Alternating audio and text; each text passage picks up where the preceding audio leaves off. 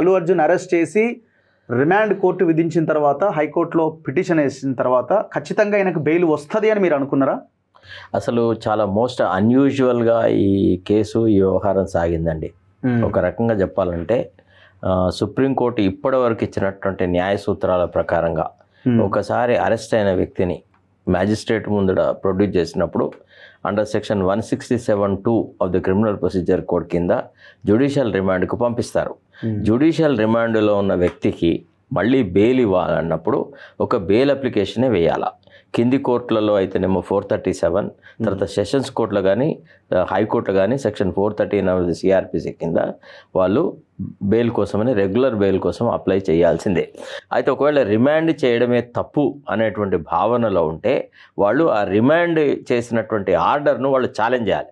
Challenge చేసేసి లేదు రివిజన్లో ఏమని ఛాలెంజ్ చేయాలి, అసలు మమ్మల్ని రిమాండ్కు పంపాల్సిన అవసరం లేదు, మమ్మల్ని పోలీసులు అరెస్ట్ చేసిన విధానమే తప్పు, మా నుంచి ఫ్లైట్ రిస్క్ లేదు, మేమే నేరం చెయ్యలేదు, మేము ఇన్వెస్టిగేషన్కు కోఆపరేట్ చేస్తాము, నాకు రూట్స్ ఉన్నాయి, నేను ఎటు పారిపోలేదు, అసలు ఈ కేసులో నా మీద మోపబడినటువంటి నేరానికి నాకు డైరెక్ట్గా సంబంధం లేదు అనేటువంటి ఆర్గ్యుమెంటు వాళ్ళు మెజిస్ట్రేట్ ముందట చేసేసి రిమాండ్నే రిజెక్ట్ చేసేలాగా చేయాలి. ఇప్పుడు ఎట్లయితే మనకు ఎమ్మెల్యేల పోచింగ్ కేసులో ఏసీబీ కోర్టు ఏం చేసింది, వాళ్ళను రిమాండ్ చేయడానికి వీలు లేదు, అసలు డబ్బు లేదు, మనీ ట్రైల్ లేదు కాబట్టి it is not an ACB case, I'm sorry అని మీరు you go and present before another court అని చెప్పేసినారు.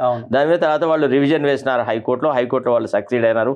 సుప్రీంకోర్టుకు పోయిన తర్వాత సుప్రీంకోర్టు చివాట్లు పెట్టింది హైకోర్టుని, బుద్ధి లేని మాటలు మాట్లాడినావు, అసలు ఇది ఎట్లా చేసినావు అని చెప్పేసి. సో అట్టనే ఇక్కడ ఏం జరగాల్సింది, రిమాండ్ అయిన తర్వాత once the accused is aware of the fact that he has been remanded to judicial custody, the question of 482 application does not arise. The only course open to him was to challenge the remand order by way of a revision in a particular court and in the high court and question the validity of that remand. సరే ఇక్కడ case మెరిట్స్లో కనుకపోతే Allu అర్జున్కి డైరెక్ట్గా ఆ స్టాంపీడ్తో సంబంధం ఉందా లేదా అనేది it's a matter of investigation. ఆయన అక్కడికి వెళ్ళినాడు, సరే ఇన్ఫర్మేషన్ ఉందా లేదా, పోలీసులు తగిన బందోబస్తు చేశారా లేదా అనేటువంటి విషయాలు ఇన్వెస్టిగేషన్లో తేలాల్సిందే. సో ఈ ప్రాథమిక దశ లోపల అల్లు అర్జున్ నిర్దోషి అని ప్రకటించడానికి మాత్రం ఏ రకమైనటువంటి ఆధారాలు లేవు. కాకపోగా అతను అందులో నిజంగా ముద్దాయి అని చెప్పడానికి కూడా సరైనటువంటి ఆధారాలు లేవు. ఒక సెలబ్రిటీ ఒక పర్టికులర్ ప్లేస్కి పోయినారు, ఆయనను ఉత్సాహవంతులు అత్యుత్సాహవంతులు రకరకాల వాళ్ళు చూడడానికని ప్రయత్నం చేసినారు, అక్కడ కొంత స్టాంపీడ్ జరిగింది, ఎవరో ఒకళ్ళు చనిపోయినారు. సో చనిపోయిన దానికి వైకేరియస్ లయబిలిటీ అంటే ఏది లేదు కదా, అంటే ఒకటి తరఫున ఇంకొకటికి శిక్ష వేయడము, ఒకటి బాధ్యతను వాడు నిర్వర్తించకుంటే ఇతరులకు పెనాల్టీ అనేది లేదు. Vicarious liability is unknown to criminal law. So ఈ రకంగా జరిగిన స్టాంపీడ్ లోపల అల్లు అర్జున్ని అరెస్ట్ చేసి రిమాండ్కు పంపాల్సిన అవసరం ఆ రోజుల్లో లేకుండే.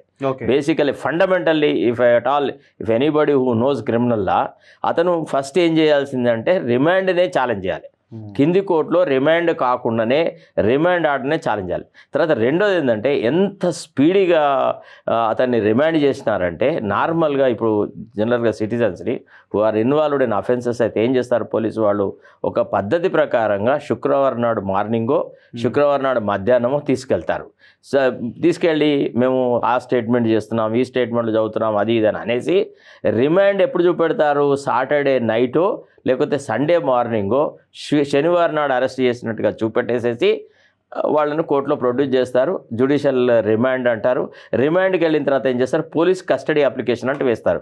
ఏమని, మాకు అతన్ని ముద్దాయిని సరిగా విచారించే అవకాశం దొరకలేదు కాబట్టి మీరు ఆయన్ని పోలీస్ కస్టడీకి కనుక ఇచ్చే పక్షంలో మేము మళ్ళీ ఆయనతో కొంత క్వశ్చన్ ఆన్సర్ చేస్తాము, ఇంట్రాగేట్ చేస్తాము, కస్టోడియల్ ఇంట్రాగేషన్ ఈజ్ నెససరీ అని చెప్తారు. చెప్పేసిన తర్వాత ఈ కస్టోడియల్ అప్లికేషన్ డిసైడ్ అయిన తర్వాత అప్పుడు బెయిల్ అప్లికేషన్ అనేది వస్తుంది. ఇది నార్మల్గా అందరి సిటిజన్స్కు జరగాల్సిన ప్రొసీజర్. తర్వాత రెండోది 482 అప్లికేషన్ అనే దాంట్లో బెయిల్ ఇవ్వడం అని అత్యధికమైనటువంటి 482 అంటే ఇది 4 అంటే క్వాష్ చేయాలి. అంటే ప్రతి కోర్టుకి క్వాష్ మీద ఆయనకు బెయిల్ వచ్చింది. ఇది అన్యూజువల్ మెథడ్ లో వచ్చింది అనమాట. అసలు అట్లా రావడానికి చాలా అవకాశాలు తక్కువ. ఏదో అంటున్నారు ఇప్పుడు రిమాండ్ రిపోర్ట్ లేకుండా క్వాష్ చేయడానికి అవకాశం లేదు, ఇమీడియట్ గా అందులో బెయిల్ వచ్చే అవకాశం లేదని. అది కరెక్ట్. రిమాండ్ కేస్ డైరీ అనేది వేసినా కానీ the validity of the remand case dairy cannot be gone in to under section 482 of the criminal procedure code. It is a matter for revision. First of all. రెండోది ఏంటంటే అక్కడ docket order కావాలి కదా, మ్యాజిస్ట్రేట్గా remand చేసేటప్పుడు ఏ రకమైనటువంటి అభిప్రాయం వ్యక్తం చేసినాడు అంటే ఇప్పుడు ఇటీవల కాలంలో ఇప్పుడు మీరు అంటున్న ఈ రివిజన్ వాళ్ళు క్వాష్ చేసిన సందర్భంలో అడిగి ఉంటే బెయిల్ వచ్చి ఉండొచ్చుగా. అట్లా కూడా కష్టమే. ఎందుకు అంటే మెజిస్ట్రేట్ రిమాండ్ చేస్తున్నప్పుడు కొన్ని సహేతుకమైన కారణాలు చూపెట్టి ఇతన్ని ఈ కారణం వల్ల నేను రిమాండ్ చేస్తున్నాను అంటాడు. అట్లాంటి ఆర్డర్ను ఛాలెంజ్ చేయాలి కదా, ఆ ఆర్డర్ ఎవరి దగ్గర లేదు కదా. తర్వాత రెండోది అంటే రావాలి కదా ఆర్డర్ రావాలి.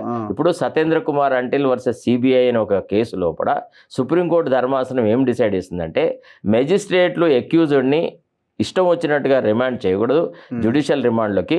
పోలీసులు ఈ అర్నేష్ కుమార్ ఏదైతే సిద్ధాంతం పెట్టినారు అంటే 7 సంవత్సరాల కంటే తక్కువ ఉన్న శిక్షల్లో 41A కింద నోటీసులు ఇవ్వాలా అనేది ప్రక్రియను మేము చెప్పినామో అర్నేష్ కుమార్లో, దాన్ని తప్పించుకోవడానికి కావాలని అవసరం ఉన్నా లేకున్నా 7 సంవత్సరాల కంటే పైన శిక్ష ఉన్నటువంటి అఫెన్సెస్కి నీలో అక్యూజ్డ్ ఇన్వాల్వ్డ్ ఉన్నాడు అని చెప్పేసేసి రిమాండ్ సాధిస్తున్నారు. కాబట్టి అటు పోలీస్ ఆఫీసర్ ఎవరైతే రిమాండ్ అడుగుతాడో అతను సహేతుకమైన కారణాలు చెప్పాలా. అక్యూజ్డ్ని గీ కారణాల వల్ల నేను అరెస్ట్ చేసినాను, ఇతని అరెస్ట్ అనివార్యము, ఇతను ఇదే తప్పిదాలు మళ్ళీ చేస్తుంటాడు, లేకపోతే ఇతను బయట ఉంటే విట్నెస్లను ప్రభావితం చేస్తాడు, లేకపోతే ఇతరత్రమైన కార్యక్రమాలు చేస్తాడు, ఇతడి liberty is prejudicial to public interest అనేటువంటి మాట చెప్పాలా. ఇది ఆ ఇన్వెస్టిగేటింగ్ ఆఫీసర్ చెప్పాలా. ఈ కారణాలు మెజిస్ట్రేట్ మళ్ళా ఆలోచించి ఈ పోలీస్ ఆఫీసర్ చెప్పిన కారణాలు కరెక్టా కాదా, అవి కరెక్ట్ అయితే రిమాండ్కి పంపాలి, లేకపోతే రిమాండ్ షుడ్ బి రిజెక్టెడ్. ఒకవేళ ఎక్కడెక్కడైతే మ్యాజిస్ట్రేట్లు ఈ రకంగా అప్లికేషన్ ఆఫ్ మైండ్తోని సరైనటువంటి సహేతుకమైన కారణాలు చెప్పలేదో ఆ మెజిస్ట్రేట్ల నుంచి జ్యుడిషియల్ బాధ్యతలు తప్పించి వాళ్ళను అకాడమిక్ ట్రైనింగ్కు పంపాలా. వీళ్ళు వ్యక్తి యొక్క స్వేచ్ఛ విషయంలో కూడా చాలా అన్యాపదేశంగా ఉంటున్నారు, చాలా క్యాజువల్గా ఉంటున్నారు. ఇది అర్హమైంది కాదు. మన దేశంలో కూడా bail is the rule, jail is the exception అనేటువంటి సిద్ధాంతానికి కట్టుబడి ఉండాలంటున్న మాట చెప్పినారు.